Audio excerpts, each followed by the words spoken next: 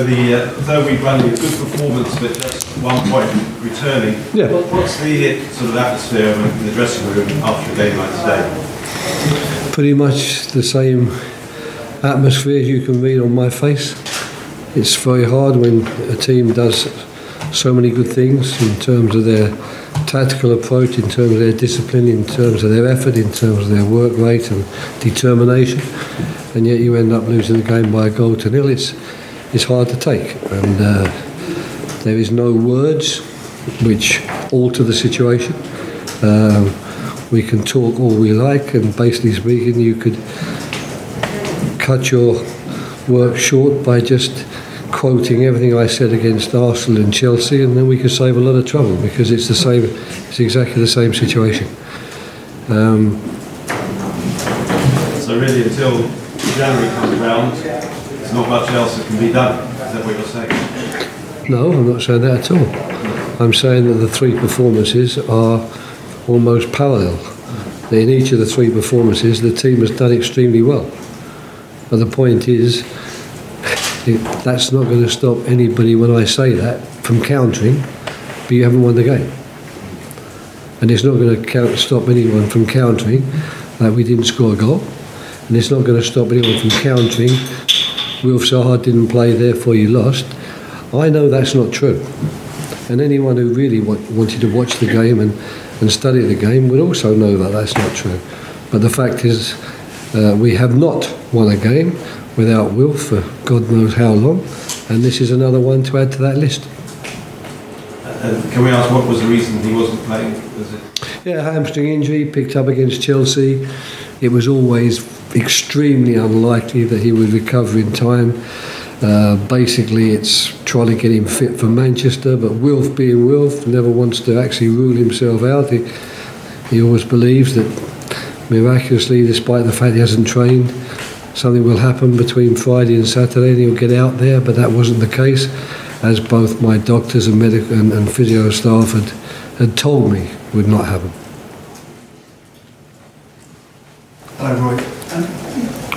The top six, I think, are now undefeated against the rest of the league. You've probably seen that statistic around. It's not just Palace that have lost these games. I mean, do you think it is a different division this year? I mean, we've still got, it's unprecedented to have 3 teams undefeated and stay. Well, once again, I think I have to answer that question by saying, in terms of facts, in terms of the matches you'll quote, the results in those matches, the answer to your question has got to be yes. But I think anyone watching that game today would suggest that gap isn't so great. And I think people watching the game when we played Arsenal here would suggest the same. And even until about the 65th minute, when a goal which we believe should have been disallowed put us 2-1 down, I think people would even say in that game that the gap is not that enormous. So, once again, it's the same situation as Wilf. I know, and I watched the team play, that we didn't lose today because Wilf wasn't there. We lost because they took advantage of a situation from a corner kick and scored a goal from one of very few chances, whereas we laboured away extremely well and even got ourselves some chances, but we weren't able to take. But of course, there's a gap. You know, there's no way that can be denied. But I would still like to suggest that it hasn't quite got to the situation where it's 2 different leagues, albeit that teams like ourselves have to give extremely good performances to stay in the game and match the opponents, which, in my opinion, we did today. You know, but I'm perfectly aware when you sit up here that, you know, you work on results. You know, lose bad, win good.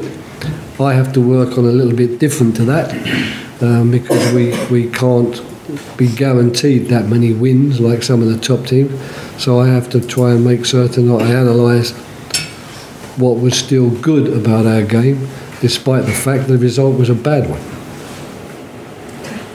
Hi Roy, I know it's 7 weeks away, but do you think you will have to be busy in January, and where in particular do you think you need to focus on? who knows? I mean, the fact is at the moment we have a lot of injuries. I mean, Benteke's injured, Wickham's injured, Zaha's injured. So at the moment, of course, we are not blessed with a lot of opportunities up front. But who knows? By the time January comes around, all those 3 players might be playing, and there might be other areas where we need to strengthen. That's one.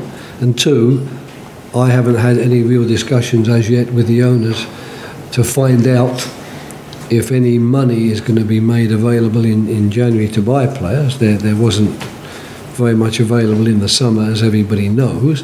Whether that situation's changed, I couldn't possibly tell you, because one thing is for certain, we don't have a big squad, but the squad we have, I think, is a very competitive one.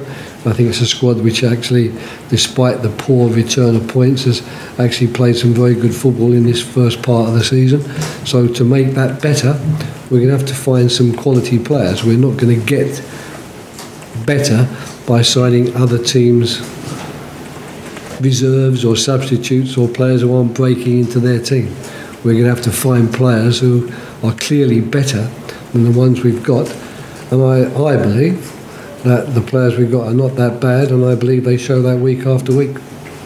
Okay, Right. last couple. Talking of injuries, how's James Tompkins, please? Well, that was a blow. That he got a bad knock on the knee. I don't think it's a knee injury which has come about through something being torn or twisted. I think it was quite simply a clash where he got a bad bruising on the knee, but you could see that it was restricting his movement. He wanted to carry on. We sort of wanted him to and give it another try, but it was obvious to me that he was limping around and doing that gamefully. But unfortunately we had to take him off, and that's always a blow. I mean, Kelly came on and did extremely well too, but it was a disruption, and it was at the time of that disruption that they scored their corner kick. Not that it had anything to do with either Kelly or Tompkins. Okay, last one. Played in bad conditions today. You were stood out there in the rain. I was just wondering why you couldn't buy a bobble hat from the pub shop. No, I don't like bobble hats. I mean, I don't mind my hair getting wet. I can dry it off again. It's not a problem. Okay, guys. Not made of sugar, as they say. We'll do a couple of minutes with the dailies outside. Yeah, it's not bad, is it, for my age? No, not bad. I'm happy with it. That's it, right? Good to see you today.